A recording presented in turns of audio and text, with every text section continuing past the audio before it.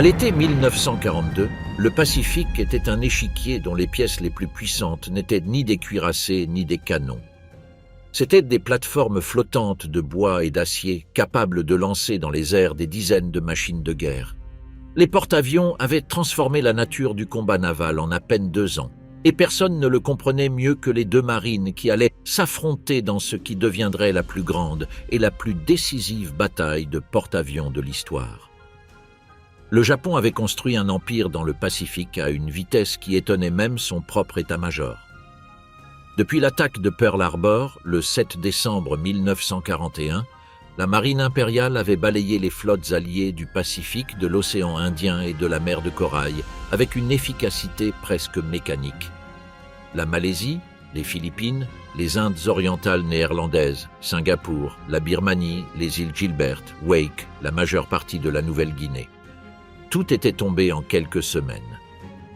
La première flotte aérienne de l'amiral Chuichi Nagumo, avec ses 6 porte-avions Akagi, Kaga, Soryu, Hiryu, Shokaku et Zuikaku, était la force navale la plus puissante à avoir jamais parcouru le Pacifique. L'amiral Isoroku Yamamoto, commandant en chef de la flotte combinée japonaise, était pourtant un homme qui ne se laissait pas griser par le succès. Il savait avec une précision mathématique que le Japon ne pouvait pas gagner une guerre prolongée contre les États-Unis. Sa seule voie vers la victoire était de détruire la flotte du Pacifique américaine avant que la machine industrielle nord-américaine ne tourne à pleine vitesse. Pour y parvenir, il avait besoin d'un piège. Il devait amener la flotte américaine à combattre dans des conditions garantissant sa destruction. Et pour le tendre, il choisit un petit atoll de corail situé à 1800 km au nord-ouest d'Hawaï, l'atoll de Midway. La logique était impeccable sur le papier. Si le Japon capturait Midway, la menace sur Pearl Harbor serait si directe que les États-Unis n'auraient d'autre choix que d'envoyer ce qu'il restait de leur flotte pour la reprendre. À ce moment-là, les forces japonaises seraient en attente. Yamamoto rassembla pour l'opération une armada de proportions colossales, 350 navires, 100 000 hommes, 11 cuirassés, 8 porte-avions grands et petits, 23 croiseurs, 65 destroyers et 21 sous-marins. C'était de loin la plus grande concentration de puissance navale que le Japon ait jamais réunie. Ce que Yamamoto ignorait, c'est que les cryptographes du renseignement naval américain avaient déjà déchiffré le code JN-25 de la marine impériale. Le commandant Joseph Rochefort et son équipe de la station Hashipo de Pearl Harbor déchiffrèrent depuis des semaines des messages japonais indiquant une opération de grande envergure contre un objectif désigné comme AF. Pour confirmer que AF était Midway, les Américains envoyèrent un message en clair depuis l'île affirmant faussement que l'usine de dessalement était en panne. 2 jours plus tard, les services de renseignement interceptèrent des messages japonais mentionnant que AF souffrait d'un manque d'eau douce. Le piège s'était refermé, mais dans la direction opposée à celle prévue. L'amiral Chester Nimitz, commandant en chef de la flotte du Pacifique, reçut l'information avec le sang-froid d'un joueur de poker. Il disposait de 3 porte-avions opérationnels, l'Enterprise et le Hornet, qui venaient de revenir du Pacifique Sud, et le Yorktown, qui avait subi de graves dommages lors de la bataille de la mer de Corail, à peine 4 semaines auparavant. Les ingénieurs du chantier naval de Pearl Harbor estimèrent que les réparations du Yorktown prendraient entre 3 mois et 3 mois. Nimitz leur donna 90 heures. Travaillant sans dormir, les équipes de réparation accomplirent en ces 90 heures ce qui nécessitait normalement des mois. Le 30 mai, le Yorktown appareilla à pleine vitesse vers le nord-ouest. Les forces américaines, divisées en 2 groupes de travail sous les contre-amiraux Raymond Spruance et Frank Fletcher, se positionnèrent au nord-est de Midway à un point que les Américains appelèrent « point de chance ». De là, ils pouvaient attaquer le flanc de la force japonaise sans être détectés. Ils attendirent en silence, avec une utilisation minimale de leur code radio, tandis que la plus grande armada de l'histoire du Pacifique avançait vers eux convaincue que l'effet de surprise était de son côté. Le monstre se met en marche. Le 27 mai 1942, la force aérienne embarquée de Nagumo, connue sous le nom de Première flotte aérienne d'attaque, quitta le mouillage de Hashirajima dans la mer intérieure japonaise. 21 navires formèrent le dispositif circulaire de croisière. Au centre, les 4 porte-avions de flotte, Akagi et Kaga en colonne bâbord, Hiryu et Soryu à tribord. Autour d'eux, 2 anneaux d'escorte composés des cuirassés Haruna et Kirishima, des croiseurs lourds Tone et Chikuma, du croiseur léger Nagara et de 11 destroyers. À bord de l'Akagi, porte-avions amiral, le capitaine d'aviation Mitsuo Fuchida, commandant de l'aile aérienne de la force, observait la manœuvre de sortie depuis le pont d'envol. C'était le même homme qui avait dirigé l'attaque de Pearl Harbor 6 mois auparavant. Cependant, cette nuit-là, Fuchida ne pouvait pas dormir, non pas à cause de l'excitation de la bataille à venir, mais à cause d'une douleur abdominale qui s'intensifiait. Le médecin de bord, le commandant Tamai, l'examina et diagnostiqua une appendicite aiguë. L'opération fut réalisée cette même nuit, tandis que l'Akagi fendait les vagues à toute vitesse vers le Pacifique. Fuchida se remit dans l'infirmerie du navire, transformé de commandant d'attaque en observateur alité. Ces observations des jours suivants, enregistrées avec la précision d'un officier d'aviation qui connaissait chaque détail de l'opération planifiée, deviendraient des décennies plus tard la source primaire la plus précieuse sur la bataille du côté japonais. Durant les premiers jours de navigation, la force de Nagumo avança au milieu d'un brouillard dense et persistant qui rendait pratiquement invisible le navire voisin. Les navigateurs, sans radar, maintenaient la formation par instinct et par signaux lumineux qui pénétraient à peine l'épaisseur. Le brouillard avait un côté positif, il protégeait les navires de l'observation ennemie, mais il les aveuglait aussi. Le 30 mai, la situation du renseignement commença à se détériorer pour les Japonais. La station d'interception radio du Yamato, le cuirassé amiral de la flotte principale qui naviguait à 600 miles derrière Nagumo, commença à capter des signaux d'activité inhabituels dans les communications de la marine américaine à Hawaï. De nombreux messages marqués comme urgents, des indices que quelque chose se déplaçait. Yamamoto et son état-major envisagèrent la possibilité qu'une force ennemie ait quitté Pearl Harbor, mais la confiance et le wishful thinking prévalurent. Si l'ennemi sortait pour combattre, l'objectif principal de l'opération, détruire la flotte américaine, serait atteint sans nécessité de capturer Midway. Ce que personne dans l'état-major de Yamamoto ne fit fut de transmettre cette information critique à l'amiral Nagumo. Il y avait 2 raisons également inadéquates à ce silence. Premièrement, ils supposèrent que Nagumo, plus proche de l'ennemi, avait également intercepté les mêmes signaux. Deuxièmement, ils craignaient que toute transmission radio ne révèle leur position. Le résultat fut que Nagumo naviguait complètement à l'aveugle vers une embuscade déjà préparée. Pendant ce temps, le 3 juin, un hydravion de patrouille PBYI de Midway repéra la flotte de transport japonaise à plus de 600 miles à l'ouest de l'île. 9 bombardiers B-17 de l'armée décollèrent de Midway pour les attaquer depuis une grande altitude. Ils ne réussirent à toucher aucun navire, mais l'observation confirma que l'opération japonaise avait commencé et que Midway était en alerte. Sur les porte-avions japonais, les pilotes passèrent le temps à jouer aux cartes en attendant le grand jour. Tout semblait sous contrôle. Les planificateurs de la flotte combinée avaient calculé que l'ennemi ne pourrait pas rassembler une force navale significative dans la zone de Midway avant au moins une semaine après le début de l'opération. Au sein de l'état-major de la flotte du Pacifique américain, cependant, la machine tournait à pleine vitesse depuis plusieurs jours. L'aube du 4 juin. À 4h30, le 4 juin 1942, à 240 milles au nord-ouest de Midway, la force de Nagumo vira face au vent. Les ponts des 4 porte-avions furent illuminés par de puissants projecteurs, tandis que les pilotes couraient vers leurs avions. La première vague d'attaque était prête. 108 appareils, comprenant 36 bombardiers en piqué. Type 99, 36 bombardiers torpilleurs, type 97 et 36 chasseurs Zéro, tous sous le commandement du lieutenant Joichi Tomonaga. À 4h45, les avions commencèrent à décoller les uns après les autres sous les acclamations des équipages. Depuis l'infirmerie de l'Akagi, Fuchida comptait les moteurs et vit disparaître les feux de navigation dans l'obscurité. Au même moment, les 4 porte-avions faisaient monter sur leur pont d'envol la seconde vague d'attaque, 108 autres appareils qui attendraient armés de torpilles, prêts à attaquer les porte-avions ennemis s'ils apparaissaient. Ce qu'aucun officier japonais ne savait encore, c'était qu'un PBI américain avait localisé la force de Nagumo à 5h20 et transmettait déjà sa position. Le mot « porte-avions » apparut dans le message, et sur les navires américains qui attendaient au nord-est, les radiotélégraphistes réveillèrent leurs amiraux.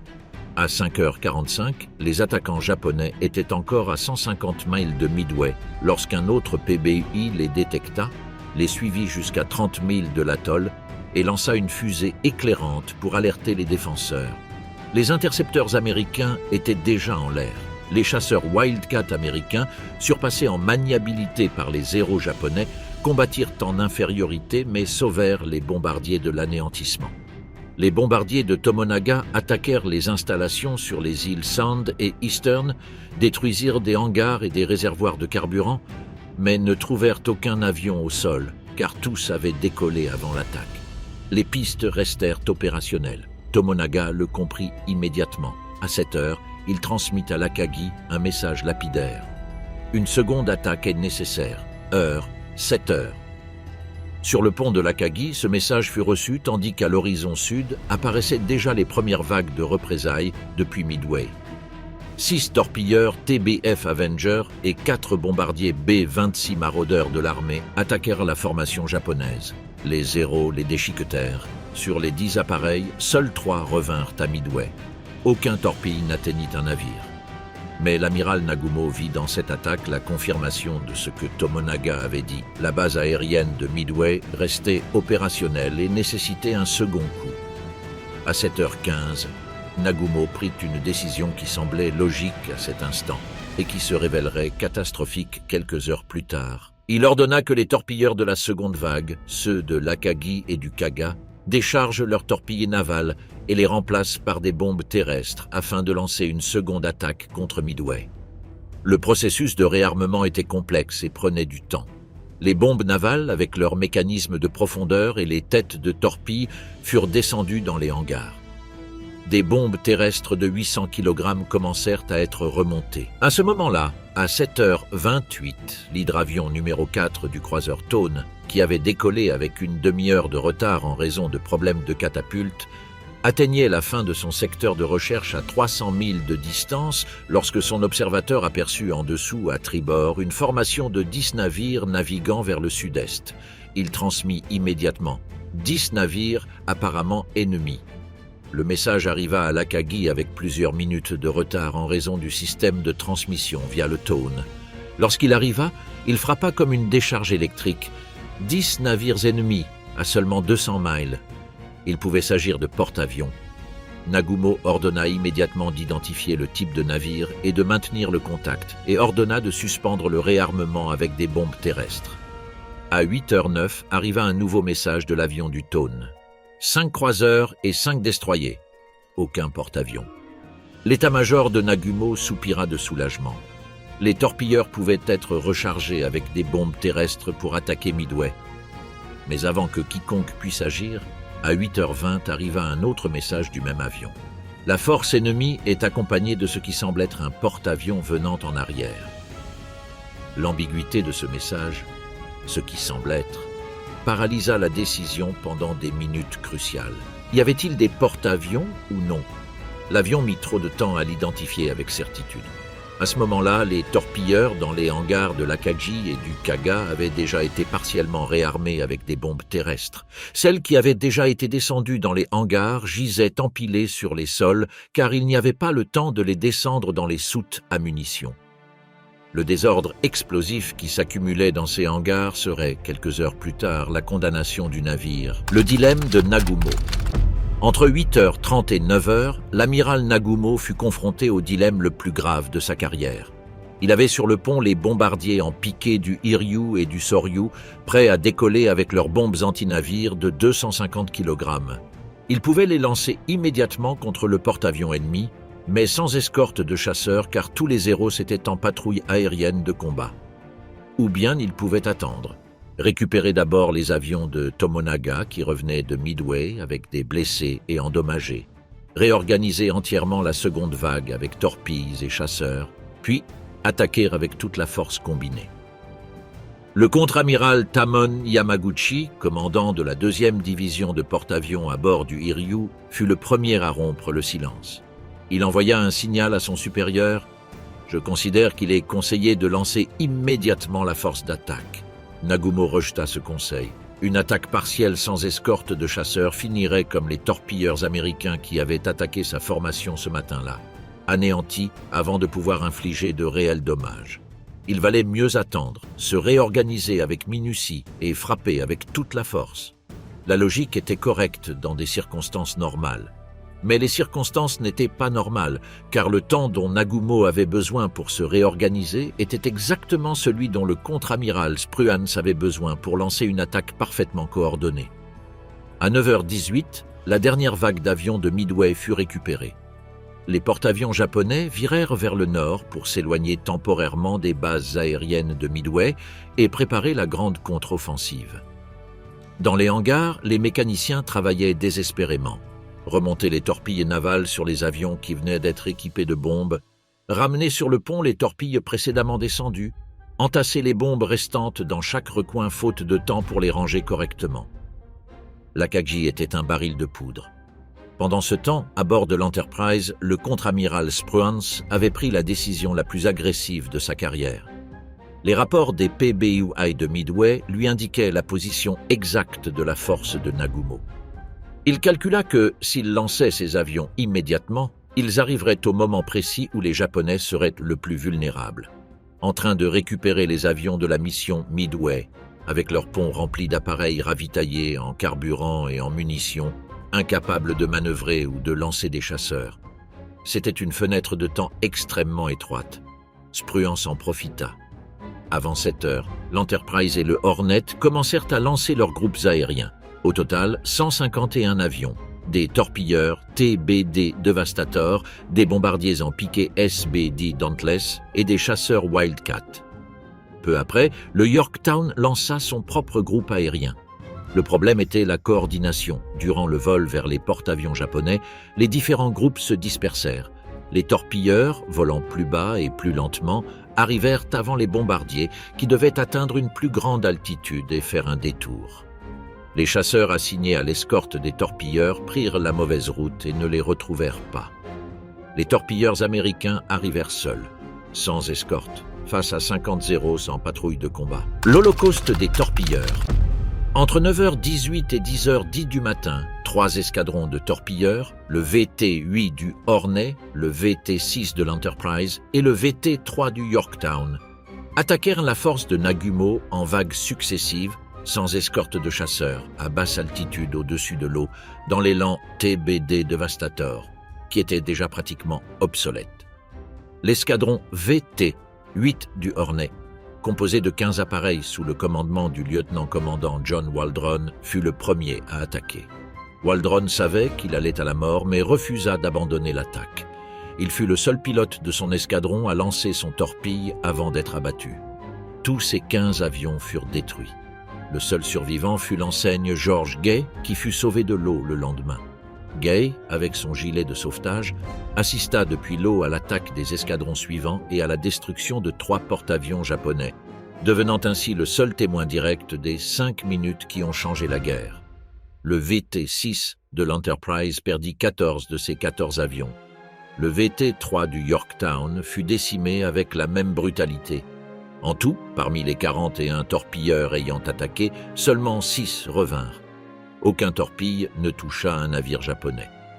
Depuis la passerelle de commandement de l'Akagi, Fushida, allongé sur sa civière, regardait le spectacle des chasseurs Zéro détruisant vague après vague d'avions américains qui continuaient d'arriver de toutes les directions. L'impression était celle d'une domination totale. Les Zéro, quant à eux, étaient descendus à basse altitude pour intercepter les torpilleurs qui volaient au-dessus de l'eau. Les 50 mitrailleuses des Zéro suivaient les traces des derniers torpilleurs en retraite. Le ciel autour de la formation japonaise était complètement libre de menaces à moins de 3000 mètres d'altitude. Le sacrifice des torpilleurs américains ne fut pas vain.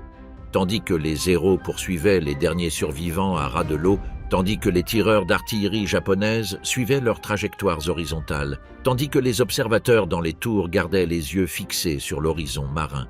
Au-dessus des nuages, invisibles, 3 groupes de bombardiers en piqué SBD Dauntless arrivaient à leur point d'attaque. À 10h22, le lieutenant-commandant Wade McCluskey, commandant du groupe aérien de l'Enterprise, volait depuis des heures sans trouver les porte-avions japonais qui n'étaient pas là où les calculs indiquaient. Avec du carburant presque épuisé, McCluskey décida de ne pas revenir. Il calcula la route que les Japonais avaient probablement prise après l'attaque de Midway, repéra la trace d'un destroyer japonais filant à toute vitesse vers le nord pour rejoindre sa formation et suivit cette trace. La trace le mena directement à la force de Nagumo. Ce que McCluskey vit depuis 14 000 pieds d'altitude était un spectacle sans précédent dans l'histoire. 4 porte-avions entourés d'un essaim d'avions d'escorte, leur pont rempli d'avions ravitaillés en carburant et chargés de munitions, tournant contre le vent pour préparer le lancement de la force de contre-attaque. À 10h22, selon les horloges de l'Akagi, les Japonais étaient à 5 minutes de lancer 102 avions contre les porte-avions américains. McCluskey choisit ses cibles et ordonna l'attaque. Ses bombardiers se divisèrent entre le Kaga et l'Akagi. Simultanément, le groupe aérien du Yorktown, dirigé par le lieutenant-commandant Maxwell Leslie, arriva dans la zone et se jeta sur le Soryu. 3 groupes de bombardiers en piqué attaquèrent 3 porte-avions en même temps dans un intervalle de 3 minutes. Le Kaga fut le premier à recevoir des impacts. 9 avions se jetèrent sur lui. Les 3 premiers tombèrent dans l'eau près du fuselage, soulevant des rideaux d'écume sans causer de dommages. Les 4 suivants frappèrent directement le pont d'envol. La première bombe tomba juste devant le pont de commandement, détruisit un camion-citerne de carburant qui était sur le pont et tua le capitaine Okada et presque tous les occupants du centre de commandement du navire. En quelques secondes, des explosions en chaîne enflammèrent les avions chargés de carburant, les torpilles empilées dans les hangars et les bombes qui avaient été descendues des avions sans avoir le temps d'être correctement stockées. Le Kaga se transforma en torche. L'Akagi reçut 2 impacts directs presque au même moment. Une bombe frappa l'arrière du monte-charge central, une autre tomba sur le pont d'envol à la poupe. Aucun de ces impacts n'aurait suffi à couler un porte-avions de cette taille dans des circonstances normales. Mais les circonstances n'étaient pas normales. Les hangars étaient remplis de torpilles navales, de bombes terrestres empilées sur le sol, faute de temps, d'avions chargés de tout ce qu'il fallait pour l'attaque. Les explosions se multiplièrent en cascade. En quelques minutes, l'Akagi était un enfer de feu et de métal fondu. Fuchida, allongé sur le pont près de la station de contrôle des vols, entendit le cri du guetteur. « Des bombardiers en piqué !» Il aperçut 3 silhouettes noires tombant verticalement avant de se jeter au sol derrière une cloison. La première bombe frappa l'arrière du monte-charge central. Le sol trembla. La seconde explosion fut bien plus violente. Fuchida se leva et regarda autour de lui. Le pont d'envol avait un énorme trou. Le monte-charge était tordu comme du verre fondu. Les avions brûlaient, tête en bas. Des larmes involontaires coulèrent sur son visage. Le Soryu mit à peine 20 minutes pour être mis hors de combat. 13 bombardiers du Yorktown lui infligèrent 3 impacts directs en succession rapide. Les explosions dévastèrent le monte-charge avant, les réservoirs de carburant et les magasins de munitions. À 10h30, le capitaine Yanagimoto ordonna d'abandonner le navire. Lui-même ne l'abandonna pas. Lorsque le champion de lutte du navire, le sergent Abe, monta sur le pont pour l'emmener de force, il trouva le capitaine debout, immobile, avec l'épée à la main, regardant la proue du navire en flammes. Abe ne put le faire. En descendant dans le canot, il entendit le capitaine Yanagimoto chanter le Kimigayo, l'hymne national. En moins de 6 minutes, 3 des 4 porte-avions de la première force aérienne d'attaque japonaise avaient été condamnés à mort. Le Hiryu, la résistance d'un colosse. Il restait encore le Hiryu. Et le Hiryu avait Tamon Yamaguchi, qui était considéré par beaucoup comme le meilleur officier de la marine japonaise après Yamamoto. Deuxième de sa promotion à l'Académie navale, il avait passé du temps aux États-Unis en tant qu'attaché naval et connaissait l'ennemi mieux que presque personne. Il était direct, décidé, capable d'agir sans hésiter lorsque les circonstances l'exigeaient. Au moment où les 3 autres porte-avions ont été touchés, Yamaguchi organisait déjà la contre-attaque. À 10h40, 18 minutes après le début des attaques américaines, le Hiryu lança sa première vague de représailles. 18 bombardiers en piqué et 6 chasseurs Zéro sous le commandement du lieutenant Mikio Kobayashi. Les avions suivaient à distance les groupes américains revenant vers leurs navires, utilisant leurs traînées comme guides. mais les chasseurs du Yorktown les interceptèrent avant qu'ils n'atteignent la formation. Kobayashi perdit 13 de ses 18 bombardiers. Les 5 qui réussirent à percer le périmètre lancèrent leurs bombes et frappèrent le Yorktown avec 2 ou 3 impacts. Les équipes de contrôle des avaries du Yorktown répondirent avec une efficacité extraordinaire. En moins de 2 heures, les incendies étaient maîtrisés, la fumée cessa et la vitesse fut rétablie à 18 nœuds.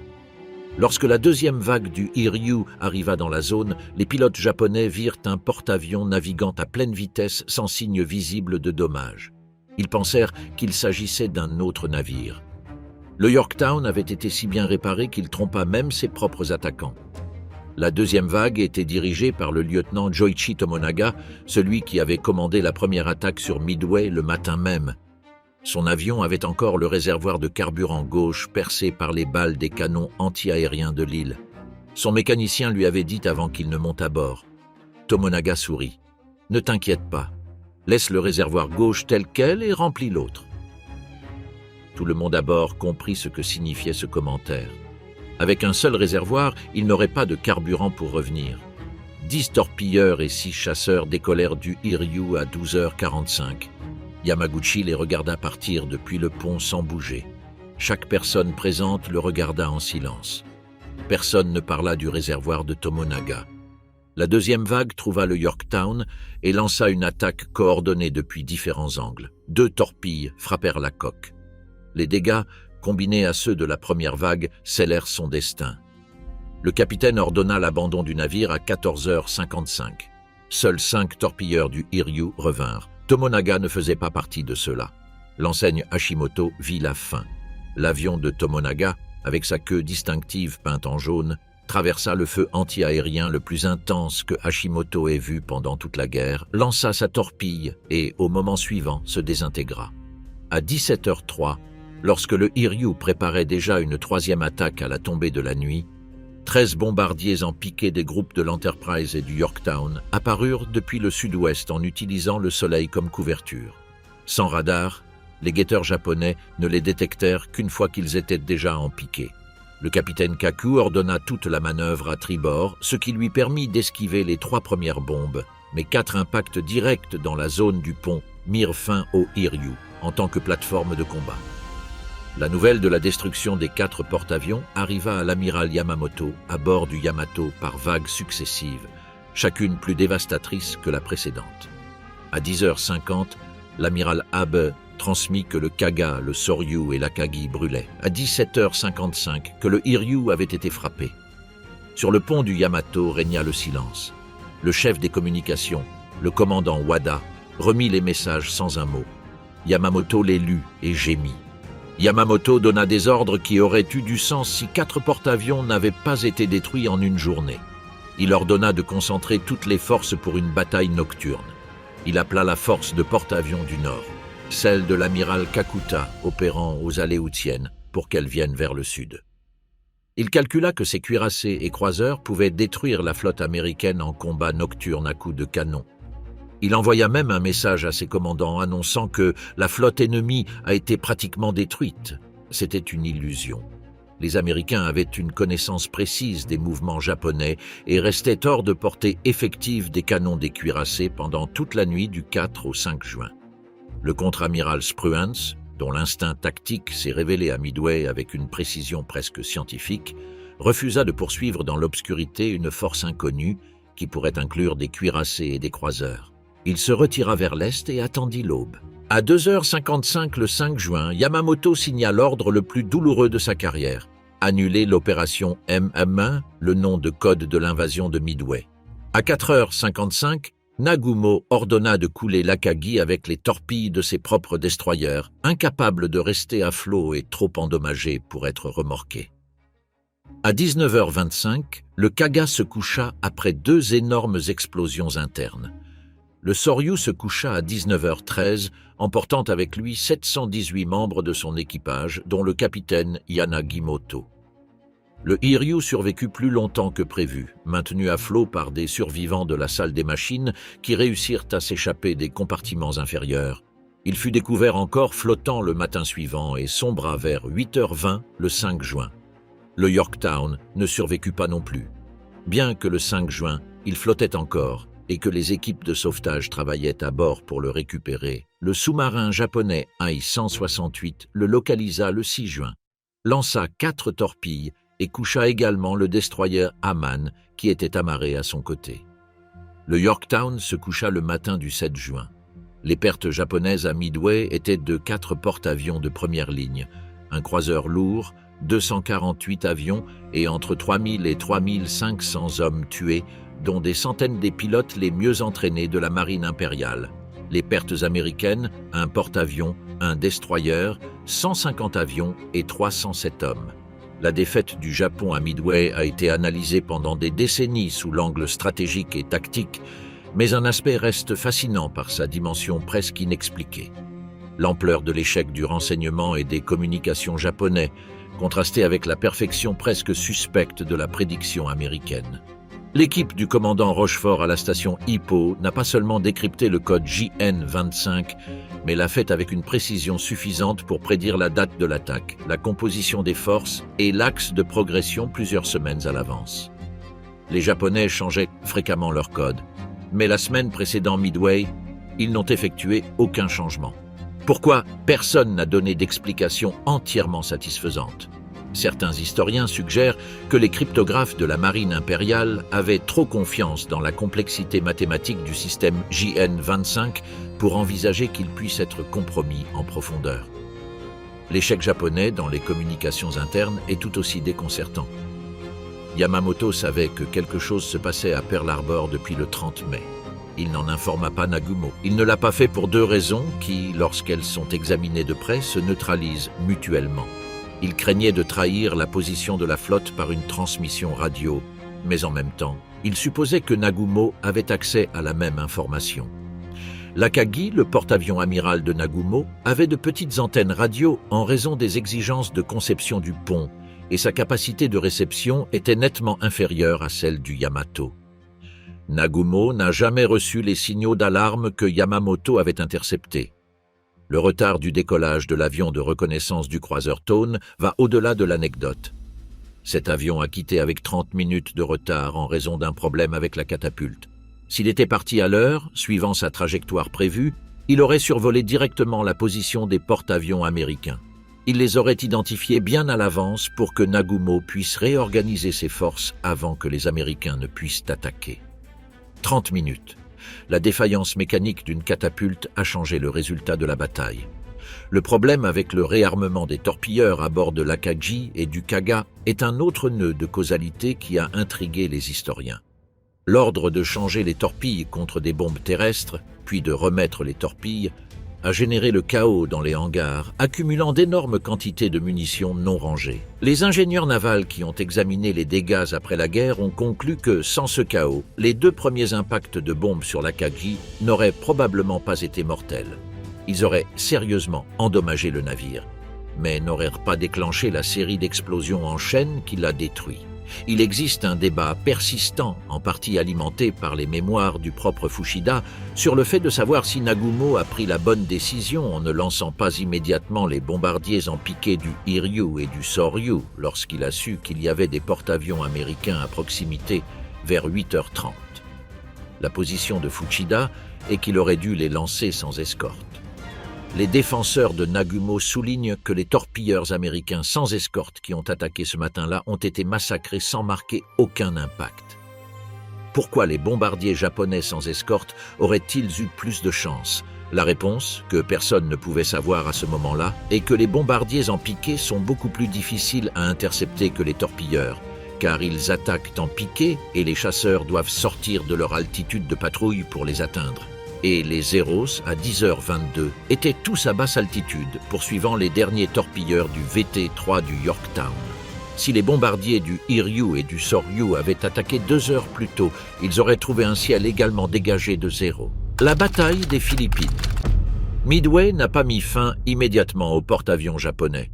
L'Empire a continué à combattre avec des porte-avions pendant 2 années supplémentaires.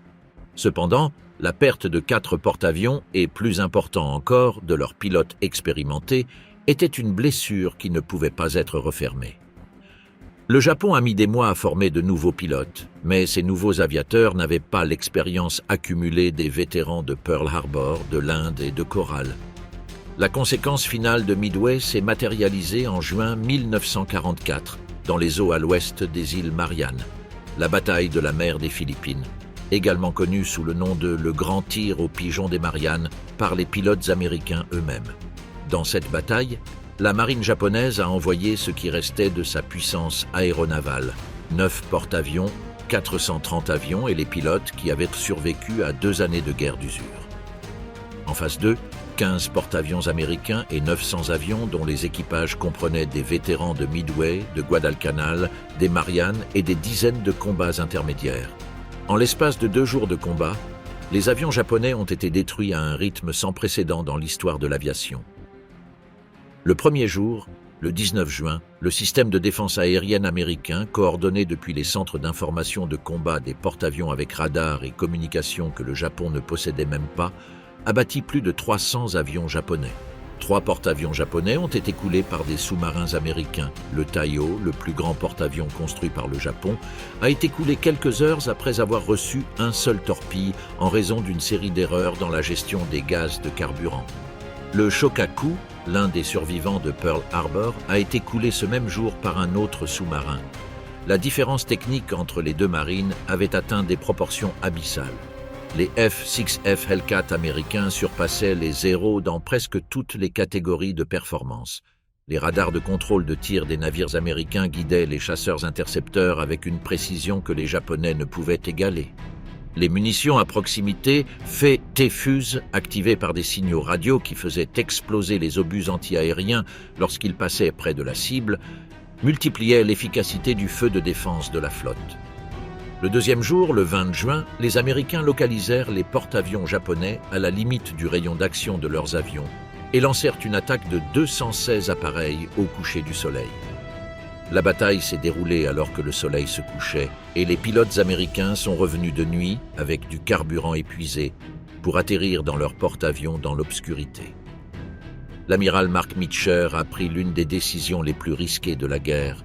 Il alluma toutes les lumières de ses navires, éclairant la flotte pour que les pilotes puissent la retrouver.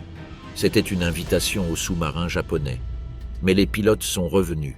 La bataille de la mer des Philippines s'est terminée par la destruction de 3 porte-avions japonais, la perte de plus de 600 avions et l'anéantissement de ce qu'il restait de l'aviation navale entraînée de la marine impériale. Après les Mariannes, le Japon n'a plus jamais pu utiliser ses porte-avions comme une force d'attaque cohérente. Lors de la bataille du golfe de Leyte, 4 mois plus tard, les porte-avions japonais ont été utilisés comme appât pour attirer la flotte américaine pendant que les cuirassés tentaient d'attaquer le débarquement aux Philippines. La tactique a échoué, les porte-avions ont été détruits et la marine impériale n'a plus jamais mené une bataille de porte-avions. Le naufrage des porte-avions japonais à Midway reste entouré de questions qui n'ont pas été complètement élucidées par les archives.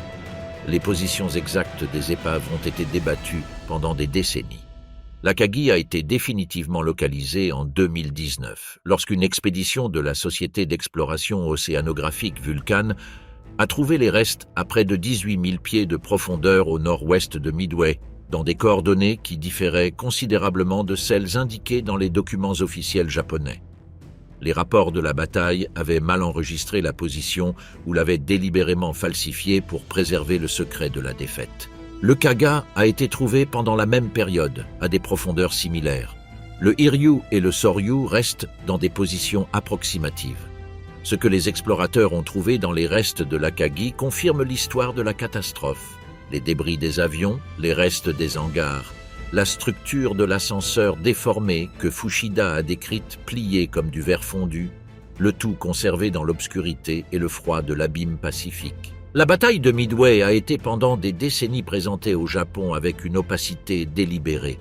La censure gouvernementale a empêché la population civile de connaître l'ampleur de la défaite jusqu'à très tard dans la guerre.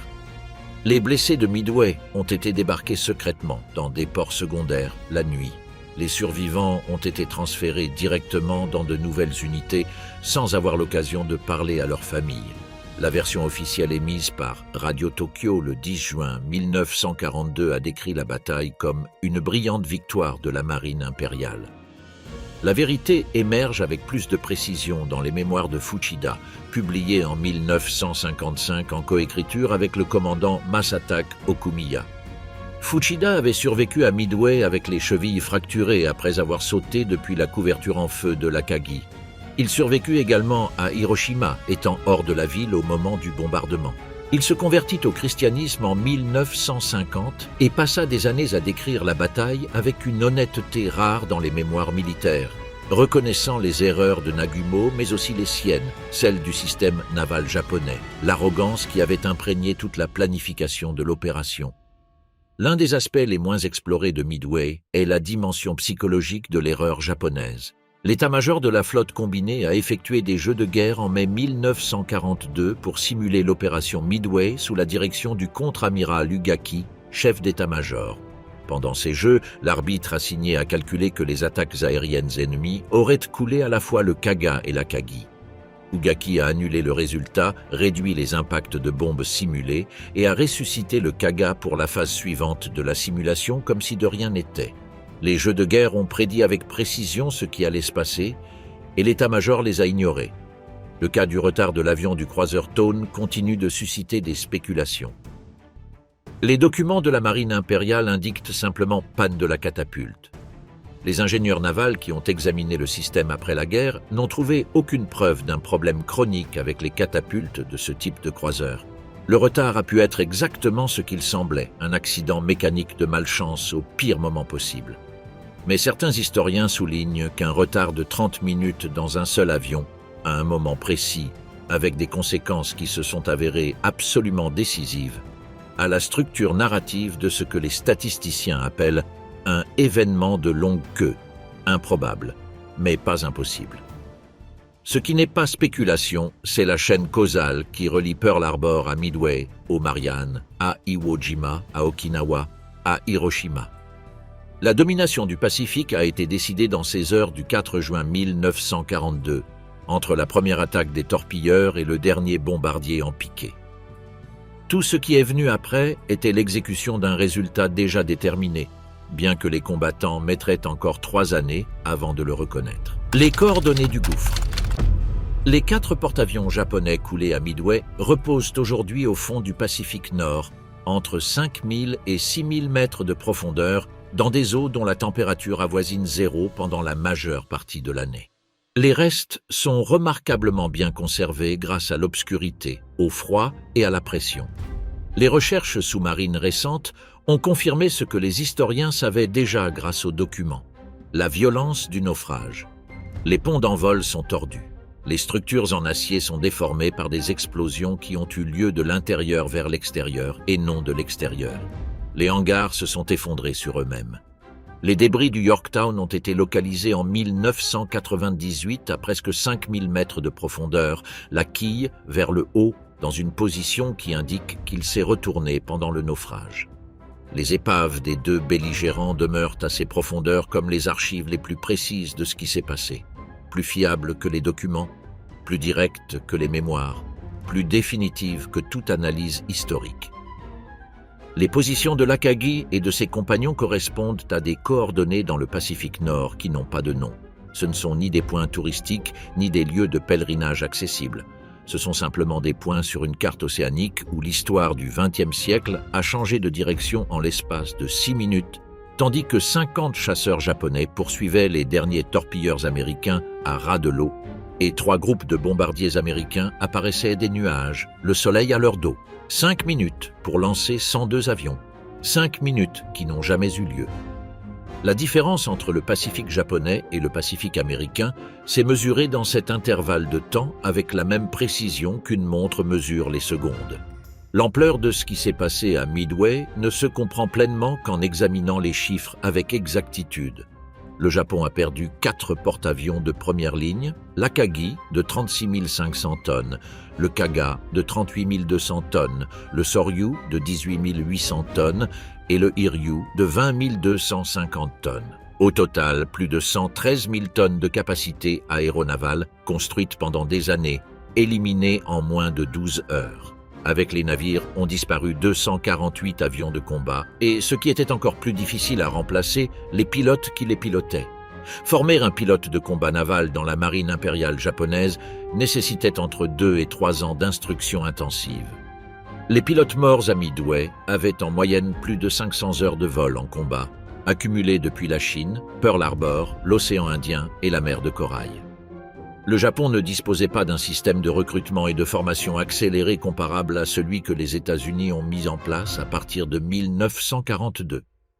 La perte de ces pilotes n'était pas simplement une statistique, c'était la destruction du noyau irremplaçable de l'aviation navale japonaise.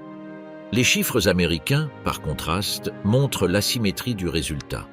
Un porte-avions coulé, le Yorktown, bien que son naufrage définitif ait eu lieu 2 jours plus tard à la suite de l'attaque du sous-marin 1I-168. Un destroyer coulé, le Hammann, 150 avions détruits, dont la plupart lors du sacrifice des torpilleurs. 307 hommes morts, un nombre douloureux mais dramatiquement inférieur aux plus de 3000 pertes japonaises. La comparaison ne reflète pas seulement la différence tactique de ce jour-là en particulier, elle reflète la différence entre 2 marines sur des trajectoires opposées. La marine américaine de 1942 était la marine qui avait déjà subi les réformes doctrinales que l'expérience de Pearl Harbor avait accélérées. La marine japonaise de 1942 était encore, à bien des égards institutionnels, la marine que le Japon avait construite pour une guerre du XIXe siècle qui n'a jamais eu lieu. Le combat entre porte-avions auquel les planificateurs japonais avaient rêvé de gagner depuis les années 30 est arrivé à Midway dans les conditions les plus défavorables concevables pour les attaquants. Avec des informations compromises, un plan opérationnel rigide qui n'admettait pas d'adaptation, un système de communication dysfonctionnel à l'intérieur, et contre un adversaire qui savait précisément ce qui venait et avait disposé ses forces pour exploiter exactement le type d'opportunité qui s'est présenté. La leçon la plus profonde de Midway, répétée avec de plus en plus de clarté dans chaque bataille ultérieure, était que la guerre de porte-avions n'était pas simplement une version aérienne du combat de cuirassés. C'était une forme de guerre radicalement nouvelle qui récompensait la flexibilité, l'adaptabilité tactique, la supériorité de l'information et la capacité d'agir avant que l'adversaire n'ait le temps de réagir. Dans tous ces aspects, la marine américaine de 1942 surpassait la japonaise, non pas parce que les officiers américains étaient nécessairement plus intelligents, mais parce que le système américain acceptait l'incertitude et l'improvisation d'une manière que le système japonais, plus hiérarchique et plus rigide, ne pouvait pas accommoder. Yamamoto l'a compris après la bataille. Dans un journal personnel qui ne fut publié que des décennies après sa mort, il nota que la défaite de Midway ne tenait pas à la bravoure ou à l'habileté des pilotes japonais, qui s'étaient avérés être égaux ou supérieurs aux Américains en combat individuel, mais à des défaillances systémiques dans la planification, le renseignement et la communication que aucune quantité de courage personnel ne pouvait compenser. La guerre de porte-avions dans le Pacifique a continué pendant 3 années supplémentaires après Midway. Guadalcanal, les Salomon de l'Est, Santa Cruz, la mer des Philippines, le golfe de Leyte. Chaque bataille fut en un sens une conséquence de ce qui s'est passé à Midway, car après Midway, l'équilibre des forces ne s'est plus jamais rééquilibré. La chaîne qui relie le décollage de la première vague de Midway à 4h45, le 4 juin 1942 à la reddition formelle du Japon le 2 septembre 1945, n'est pas une simplification historique, mais une continuité causale que les protagonistes eux-mêmes ont reconnue. Fushida l'a écrit dans ses mémoires. Yamamoto l'a pressenti avant de mourir abattu par des chasseurs américains en avril 1943. Nagumo l'a reconnu avant de se suicider lors de la bataille de Saipan en 1944. L'atoll de Midway, dont l'importance stratégique intrinsèque était minimale, est devenu le lieu où le Pacifique a changé de main. Non pas par un plan brillant, ni par une manœuvre géniale, mais par une combinaison de préparation méticuleuse, d'informations supérieures, de disposition à saisir les opportunités qui se présentaient et de la volonté d'envoyer des torpilleurs sans escorte dans des avions obsolètes contre la flotte la plus puissante que le Japon ait jamais rassemblée, sachant que la majorité ne reviendrait pas.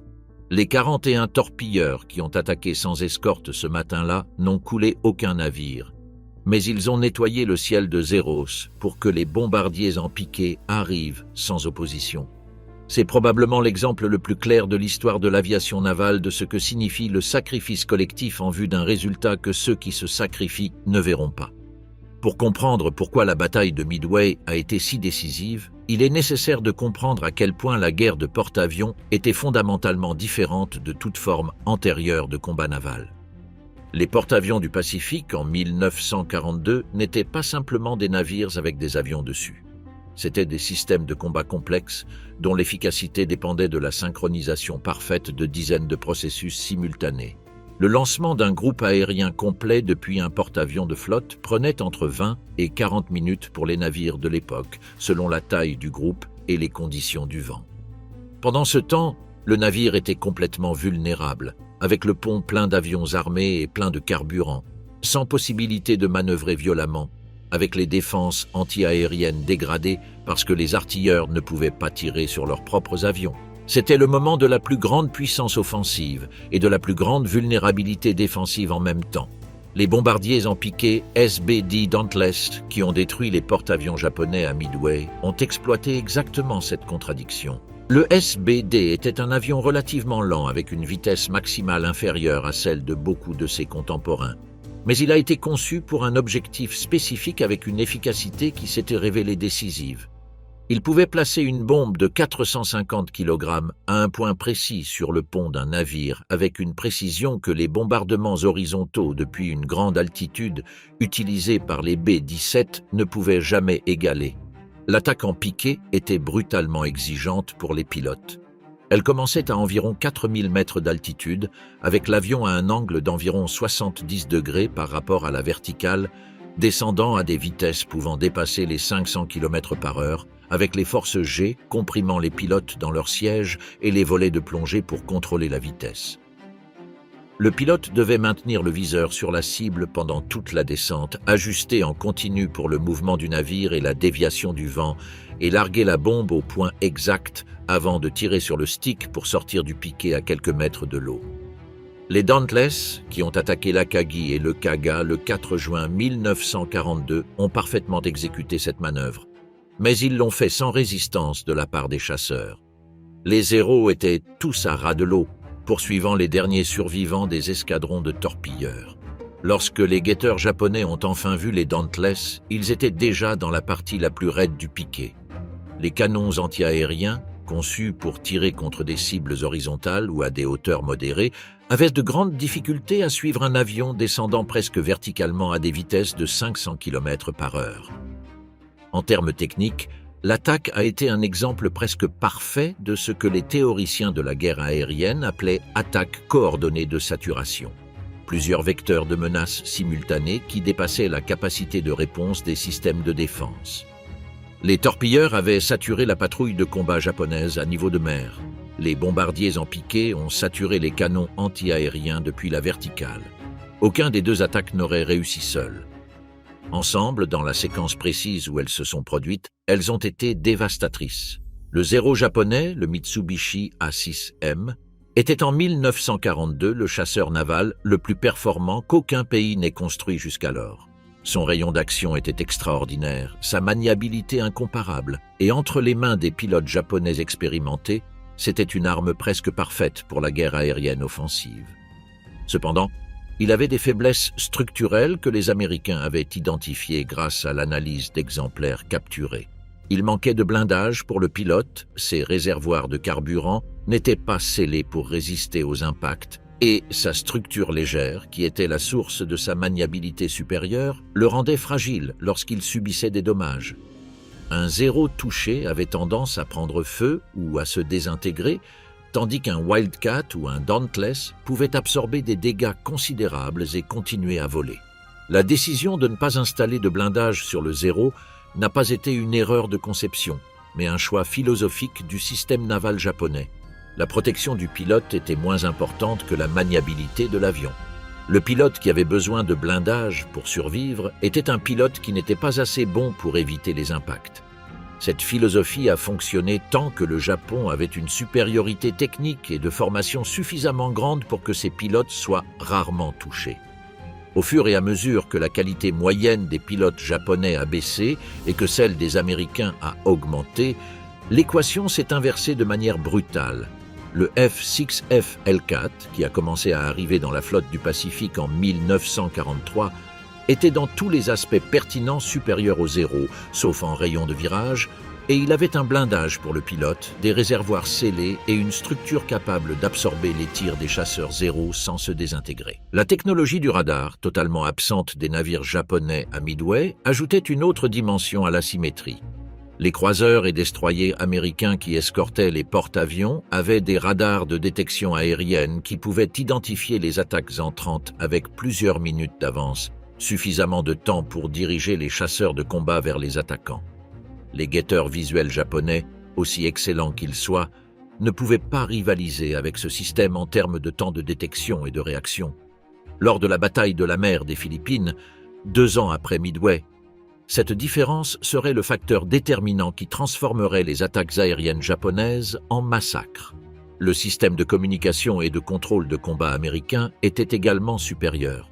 Les Combat Information Centers des porte-avions américains étaient des salles d'opération où des officiers spécialisés coordonnaient le mouvement de leurs chasseurs, interprétaient les données radar et dirigeaient les interceptions par radio. Le Japon n'avait rien de comparable. Les commandants de combat aériens japonais coordonnaient leurs forces principalement par signaux visuels et radio en code, qui ne pouvaient pas être transmis avec la rapidité et la précision requises par le combat moderne. Cette accumulation de différences techniques n'était pas évidente en 1942 avec la même clarté qu'elle l'est en rétrospective. Les Japonais savaient que les Américains avaient du radar. Ils ne savaient pas exactement à quel point cet avantage serait critique en combat à grande échelle. Les Américains savaient que le zéro était supérieur au Wildcat en maniabilité. Ils ne savaient pas avec certitude dans quelle mesure ils pouvaient compenser cette infériorité par des tactiques différentes et de meilleures communications. La bataille de Midway n'a pas été simplement la démonstration qu'une technologie était supérieure à une autre. Ce fut la convergence de multiples facteurs techniques, tactiques, opérationnels et informatifs au moment et à l'endroit exact où leur combinaison est devenue absolument décisive. La dimension humaine. Derrière les analyses stratégiques et les statistiques des pertes matérielles se trouvent les individus dont les décisions et les actions ont déterminé le résultat. Des deux côtés, Midway est l'histoire d'hommes qui ont agi sous une pression extraordinaire avec des résultats que personne ne pouvait prévoir entièrement. Le lieutenant-commandant John Waldron, commandant du squadron VT-8 du Hornet, était connu dans son escadron pour sa détermination frôlant le fanatisme et pour son intuition tactique presque instinctive. Lorsque le groupe aérien du Hornet s'est dispersé lors du vol d'approche parce que le leader du groupe a pris une route que Waldron jugeait incorrecte, Waldron a dévié son escadron seul en suivant sa propre estimation. Il a trouvé les porte-avions japonais avant tout le monde. Ce que lui a coûté cette intuition fut sa vie et celle de 14 de ses pilotes. L'enseigne George Gay, le seul survivant du VT-8, a décrit des années plus tard la sensation de voler vers les porte-avions japonais en sachant que les zéros les rattrapaient. Waldron n'a pas ordonné à ses pilotes de se disperser ni de tenter de fuir. Il a ordonné de continuer vers les porte-avions. Ce fut en fin de compte un acte de foi que son sacrifice aurait des conséquences, bien qu'à ce moment-là, aucun des pilotes du VT-8 ne puisse savoir que ces conséquences seraient les bombardiers en piqué qui arriveraient 40 minutes plus tard. Le lieutenant-commandant Wade McCluskey du Enterprise a pris l'une des décisions les plus conséquentes de la bataille, sans savoir que c'était le cas. Lorsque ses calculs de position ne correspondaient pas à la réalité et que les porte-avions japonais n'étaient pas là où ils devaient être, McCluskey avait 2 options. Revenir au Enterprise avant de manquer de carburant ou prolonger la recherche. Il a prolongé la recherche. Le carburant est descendu à des niveaux qui, dans des circonstances normales, l'auraient obligé à revenir. McCluskey a continué à chercher. Et la trace d'eau du destroyer Arashi l'a conduit directement à la force de Nagumo. McCluskey a agi sans ordre spécifique pour ce scénario, prenant une décision qu'il a lui-même qualifiée plus tard de la plus difficile de ma carrière.